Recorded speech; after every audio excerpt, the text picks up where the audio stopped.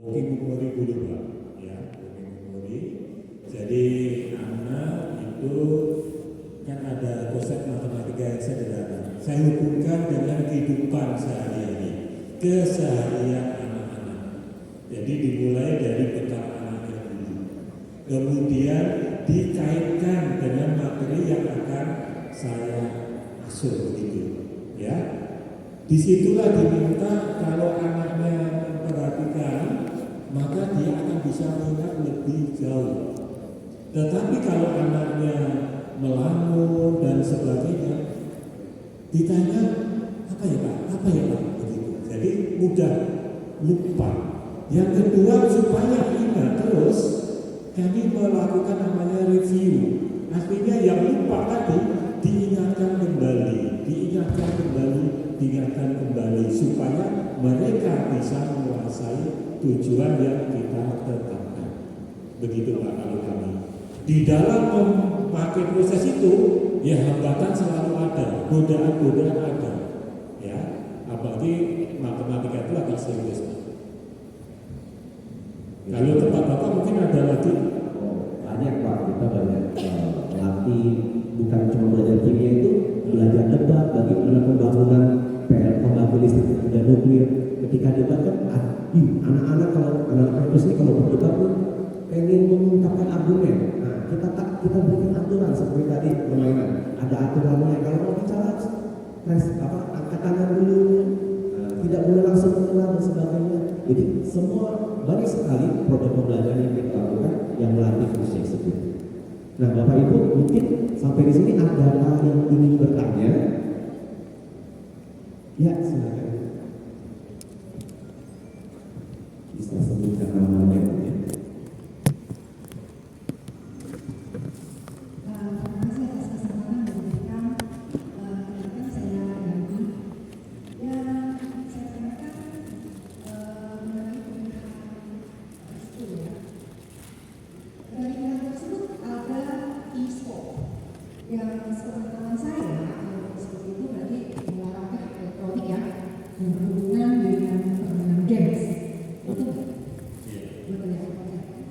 Sebelumnya saya disclaimer dulu ya, kalau saya dan suami itu bukan tipe orang tua yang melarang anaknya untuk bermain games.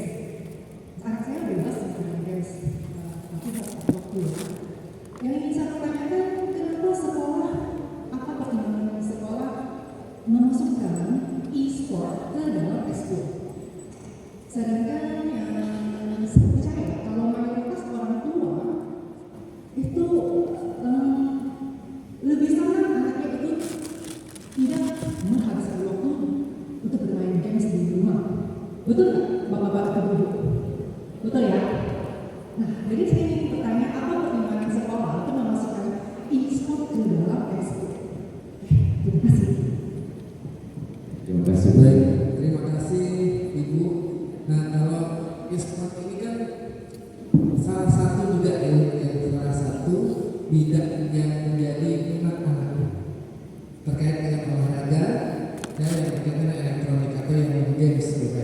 Nah, kemudian e-sport ini kalau kita lihat bagaimana tingkat nasional juga ada wadahnya untuk anak-anak bertanding gitu ya, Mobile Legends atau ada permainan-permainan bisnis kompetisinya ada. Bahkan belakangan terakhir ini di sekolah saya sering menerima gitu ya Bapak Ibu untuk lomba-lomba yang terkait dengan e-sport, dan penyelenggaranya itu bukan hanya swasta tapi juga ada penyelenggaranya dari instansi pemerintah. Jadi ketika sesuatu perkembangan yang berbeda terkait dengan perkembangan zaman kemudian mengakomodasi minat anak, nah itu menjadi pertimbangan sekolah untuk juga memfasilitasi adanya eskul e-sport itu. Nah, kembali lagi kepada orang tua, jadi bagaimana tujuan dari orang tua anaknya ke depannya seperti apa, itu Bapak Ibu selaku orang tua punya harus masing-masing di sekolah. Jika memang anak-anak tidak memiliki minat di sana, ya tidak apa-apa, kita juga memiliki fasilitas eskul yang lain untuk anak-anak bisa mengembangkan bakat dan minat. Nah, pertimbangan sekolah seperti yang saya sampaikan tadi. Saya menambahkan informasi bahwa e-sport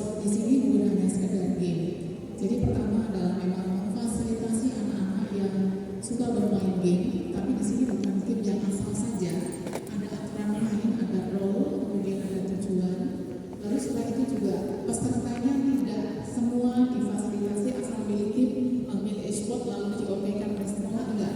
Nanti sekolah akan melakukan seleksi. Salah satu komitmennya adalah mereka tidak boleh melalaikan tugas sekolah. Nilai-nilai semua mata pelajaran harus oke.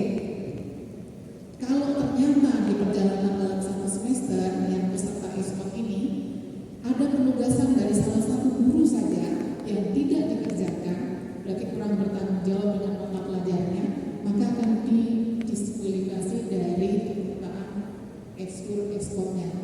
Jadi selalu dievaluasi dan kita akan mendengarkan saran dan masukan dari Bapak Ibu guru yang mampu di kelas untuk ekspor, kemudian basket, terutama yang terkait dengan olahraga Bapak Ibu, karena itu cukup menyita fisik anak-anak.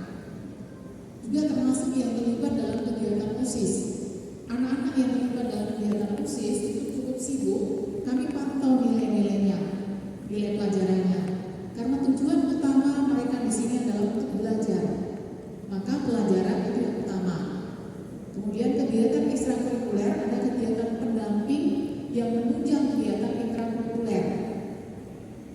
Dan kami sadar, terutama yang berhubungan dengan olahraga itu melelahkan kadang-kadang, terutama yang anak basket ya Bapak Ibu. Ini putra-putrinya ada yang aktif di basket. Mereka tetap harus punya tanggung jawab di pelajarannya. Nilainya turun, kami akan ada perlakuan khusus. Bisa dikeluarkan dari tim intinya, bisa juga melalui pembinaan-pembinaan dulu, komitmennya. Kalau ternyata komitmennya dilanggar, maka sekolah akan mengembalikan ke tujuan utamanya, kamu belajar dulu. Yang ini tinggalkan dulu. Ini yang sudah kami lakukan Bapak Ibu. Kebetulan dulu saya 4 tahun di wadah kesiswaan. Dan Pak Denny ini baru tahun kedua, dan biasanya memang masih perlu saran masukan dari Bapak Ibu guru. Tapi role atau aturan main untuk setiap ekskul yang sudah berjalan di sebelum-sebelumnya tetap kami terapkan. Dan memang di sini untuk penggemar e-sport, basket, futsal, bulu tangkis itu sangat banyak. Semuanya pakai seleksi. Nah, pembinaan untuk ekskul basket itu hanya 2, pembinaan ekskul bulu tangkis hanya 2. Tidak mungkin mengcover sekian banyak anak. Seleksi salah satunya adalah selain minat, apakah punya bakat, lalu setelah itu juga mata pelajaran nilainya. Demikian Bapak Ibu, mungkin masih ada yang ditanyakan. Baik.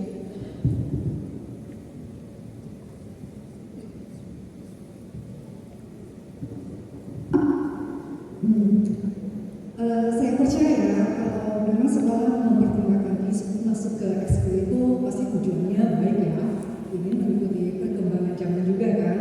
Nah, tapi yang ingin saya sampaikan di sini, kalau anak-anak difasilitasi ekskul e-sport ikut ke ekskul ini, berarti untuk mendalami ekskul ini kan anak-anak pasti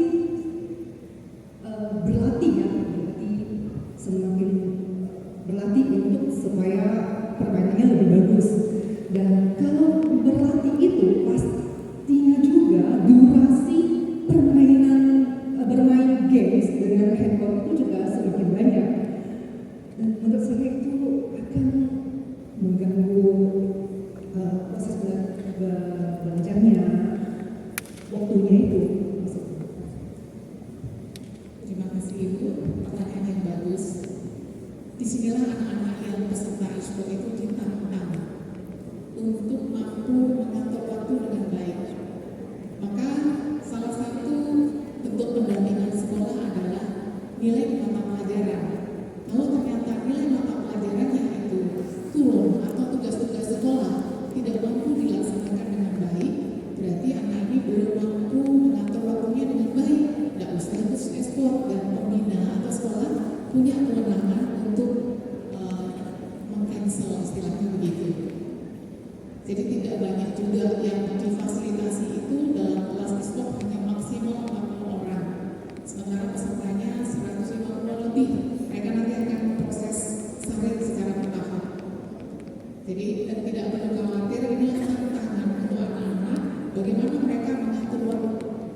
Karena kalau kita larang-larang juga kita tidak menyelesaikan masalah. Tapi kita coba fasilitasi untuk hal yang positif, terutama anak-anak yang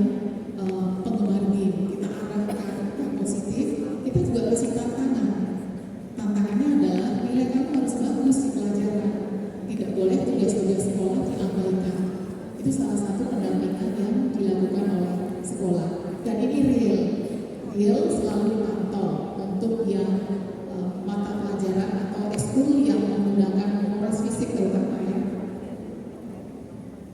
Semoga terjawab karena memang pantauan sekolah nilai tetap. Ada lagi Bapak Ibu mungkin yang perlu diperjelas, silakan Bapak.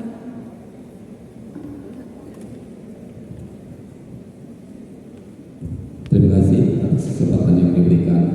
Nama saya Ali Uha. Untuk membantu menjernihkan masalah e-sport tadi, mungkin saya bisa memberikan sedikit pencerahan mengenai perkembangan e-sport. Sepengetahuan saya, sesungguhnya yang namanya e-sport itu ada banyak apps yang mereka kembangkan sedemikian rupa, itu sangat membantu anak-anak untuk belajar tentang mengorganisir, belajar tentang bagaimana menjadi seorang leader, bahkan belajar bagaimana menjadi seorang follower yang baik. Dan sebetulnya kalau itu kita pantau dengan baik dan kita salurkan dengan baik, itu akan menjadi bekal hidup ke depan. Kenapa? Karena anak-anak yang mampu mengorganisir teman-temannya bermain, dia akan menjadi leader yang baik. Tapi tentu saja bahwa di antara sekian banyak game yang ada di gadget itu, banyak juga yang game yang tidak mendidik. Oleh karena itu sebagai orang tua, tentu tugas kita adalah memiliki game yang baik. Dan game itu jangan selalu diasosiasikan sebagai permainan yang negatif. Banyak game yang positif yang bisa menjadi bekal anak-anak di masa depan. Terima kasih. Terima kasih Bapak. E-sport yang dikembangkan sekolah ini mengandalkan kerjasama tim, jadi mainnya bukan personal. Satu tim itu ada 5 orang, maka kerjasama kelompok, kerjasama bagaimana menghargai orang lain, karena pasti akan ada pendapat pilihan mana yang diambil ketika mereka sedang bermain. Kemudian juga strategi. Jadi seperti yang disampaikan Bapak tadi, benar adanya. Jadi bukan perseorangan tapi kerja tim. Ada jenis-jenis tertentu yang memang sudah dilegalisasi oleh lembaga-lembaga untuk boleh masuk dalam dunia pendidikan. Terima kasih Bapak. Silakan Bu Mary, ini kebetulan dulu murid saya. Terima kasih Ibu, selamat pagi Bapak Ibu, terima kasih semua. Saya Mary, perkenalkan dengan orang tua dari Jesselyn Naomi Anastasia kelas 10H. Saya agak sedikit bukan ini sedikit jauh sih Bu. Saya tidak tahu ini apakah sudah kita bahas. Saya melihat di halaman yang kedua mengenai sosialisasi program sekolah di poin 5 survei konsistensi. Di sini ada ditargetkan atau dibuat jadwal di Juli itu ada uji kepribadian minat dan bakat. Nah, kalau menurut masukan, kalau menurut pendapat saya, kalau kita bicara anak diskusi dengan orang tua mengenai ekstrakurikuler yang apa yang diinginkan, itu kan berhubungan dengan minat dan bakat. Nah, yang mau saya tanyakan apakah ini sejalan nggak Bu? Maksudnya apakah anak dites dulu minat dan bakat, kemudian dia mengetahui minatnya di mana, dia bisa diskusi dengan orang tua. Nah, terkadang kita sebagai orang tua memang mengarahkan, memberikan pendampingan, tapi anak balik lagi dia pasti punya istilahnya lingkungan teman-teman atau mungkin lingkungan di luar sekolah yang bisa mempengaruhi minat dan bakatnya juga. Demikian dari saya, Ibu. Terima kasih atas waktunya.